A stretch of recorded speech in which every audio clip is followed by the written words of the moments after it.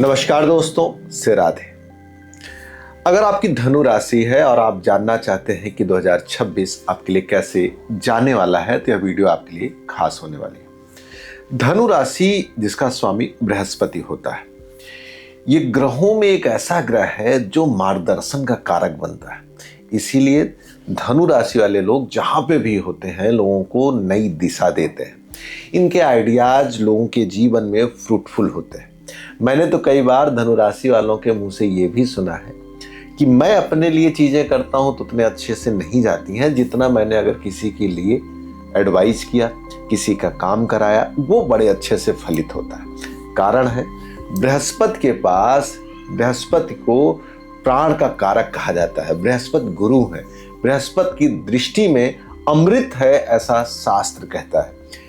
बृहस्पति दूसरे को मार्गदर्शन देता है, ज्ञान करता है, न्याय करता है। जब कभी भी बृहस्पति प्रभावित आदमी किसी विषय को सुनता है तो उसकी गहनता और गहराई में जाके सही निर्णय लेता है। लेकिन हो सकता है आसपास का आदमी कहे कि आप चीजों को इतना लंबा सोचते हैं, ये उचित नहीं है। और हो सकता है कई बार लोग उनकी बातों को उतना ध्यान से ना समझे।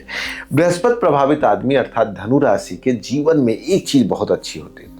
जब कभी ये हारने लगते हैं, लगता है कि अब कोई सहारा नहीं है, कोई इनको एक ताकत आती है, ऐसे लोगों के काम को पूरा करती है या इनको कहीं न कहीं से बाहर निकाल देती है। जीवन साथी या माँ बाप में से किसी न किसी के साथ वैचारिक मतभेद रहता है, लेकिन जो ये मतभेद होता है वो हृदयिक नहीं होता है, वो बातचीत में होती है। लेकिन कई बार लोग इस विषय को अलग तरीके से लेते हैं, कहते हैं कि बहुत ज़्यादा तर्क करते हैं, बहुत ज़्यादा सोचते हैं, इगोइस्ट हैं, ये चीज़ों को नहीं समझते। इस तरह की तमाम विचारधारा इनके बारे में लोग पाल के रखते हैं। आइए मुख्य विषय पे बात करते हैं कि 2026 इनके लिए कैसे जाने वाला है। 2026 में ग्रहों की जो सिचुएशन बन रही है, देखा जाए तो प्रारंभ में ही बृहस्पति अपने घर को देख रहा है 7वीं दृष्टि से। इससे क्या होगा? पर्सनालिटी में विकास होगा, अर्थात आपका व्यक्तित्व जो है वो बड़ा होगा। इस साल लोग आपके बारे में जानेंगे, समाज में एक नई सिचुएशन आपकी क्रिएट होने वाली है। इसका लाभ अगर मैं कहूँ आर्थिक रूप से अच्छा लाभ आएगा। कहीं न कहीं से नौकरी के माध्यम से आपके जीवन में धन लाभ बढ़ने वाला है। यही नहीं, कुछ लोग किसी बड़े काम के लिए, बड़े प्रोजेक्ट के लिए फाइनेंस कराना चाहते हैं, लोन लेना चाहते हैं, उसके थ्रू इस बार भी पैसा आएगा। वहीं पे जिनका काम ही फाइनेंस से जुड़ा हुआ है, शेयर से जुड़ा हुआ काम है, उन लोगों को भी काफ़ी खासा तरक्की इस साल मिलने वाली है। इसके साथ प्रॉपर्टी आदि से जुड़ा हुआ जो काम करना चाहते हैं, उनके लिए भी यह साल कई अर्थों में काफ़ी अच्छा और शुभ जाने वाला है। बृहस्पति की दृष्टि केवल लग्न को नहीं देख रही है, आपके 11th हाउस को भी देख रही है। बृहस्पति की दृष्टि 11th हाउस में कहीं न कहीं से इतनी शुभता लाती है कि अर्थात कोई बड़ी इच्छा आपकी पूरी होगी। 9वीं दृष्टि 3rd हाउस में जा रही, कॉन्फिडेंस लेवल बढ़ने वाला है। अब अगर हम बात करते हैं कि शनि क्या कर रहे हैं, तो शनि के लिए मैं सबसे पहले कहूँगा चौथे घर में है। घर, गाड़ी, मकान, जमीन से संबंधित कोई न कोई कार्य आपका इस साल ये कराएंगे।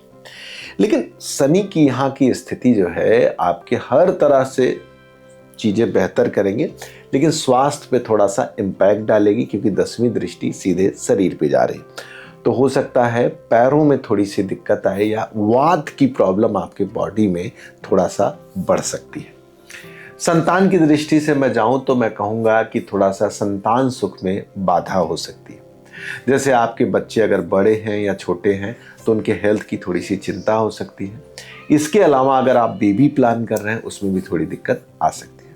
इसके अलावा जो लोग एजुकेशन से जुड़े हुए हैं, पढ़ने पढ़ाने पे जुड़े हुए हैं, उनकी शिक्षा में भी कहीं न कहीं से या तो घर से बहुत दूर जाके एजुकेशन लेना होगा या एजुकेशन को चेंज करके एक नई दिशा या अलग दिशा में जाने को सोच सकते हैं। वैसे बहुत ज़्यादा चांस है कि घर से दूर जाने के चांसेस बहुत ज़्यादा बन रहे। शनि की तीसरी दृष्टि आपके 3rd हाउस में जाएगी, तो ये ध्यान रखना है कि नौकरी में आपको थोड़ा सा काम और ईमानदारी का एक बैलेंस बना के रखना होगा कि जरा सी भी लापरवाही शनि आपको दंडित कर सकते हैं। मैंने पहले भी कहा, शनि की जो दृष्टि होती है ना, वो न्याय मांगती है। शनि की जो दृष्टि है वो आपसे कर्म मांगती है। शनि की जो दृष्टि होती है वो चाहती है आप निष्पक्ष हो, चीजों को सही से देखें।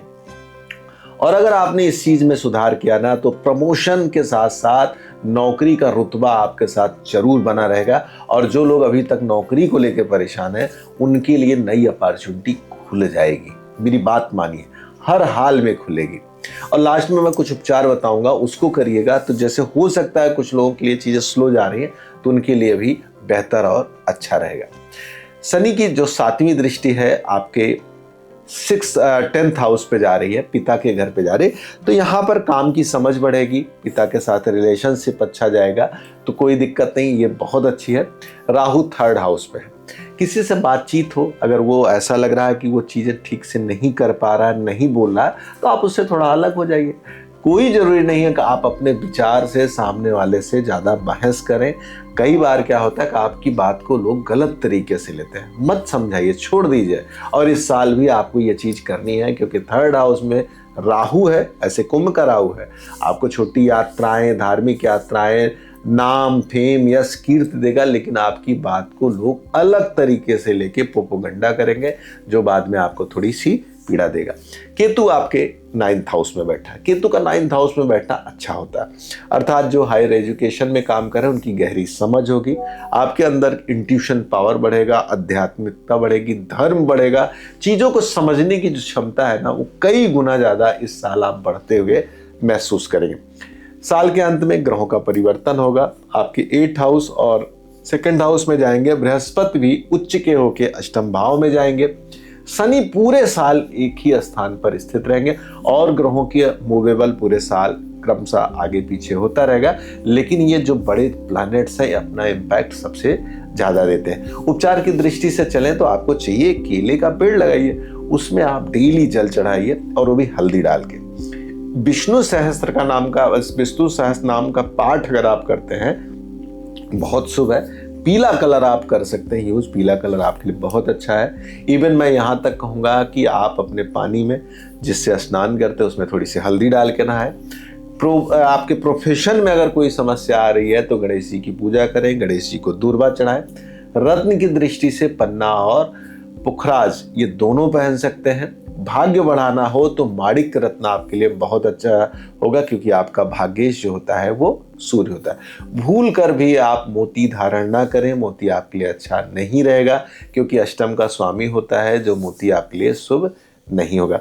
वहीं पर शुक्र का रत्न हीरा या ओपल आप भी बिल्कुल धारण नहीं करेंगे, ये सारी चीजें आपके लिए बेहतर नहीं होंगी। सबसे बड़ी बात यह है कि आप अपने पिता और गुरु का सम्मान करिए, उनके लिए कोई न कोई अच्छा उपहार लाइए, वैचारिक मतभेद को खत्म करिए, देखेंगे व्यक्तित्व और पर्सनालिटी में आपका बड़ा विकास होगा। वीडियो पसंद आई हो तो लाइक करें, सब्सक्राइब करें, शेयर करना बिल्कुल ना भूलें। नमस्कार, से राधे।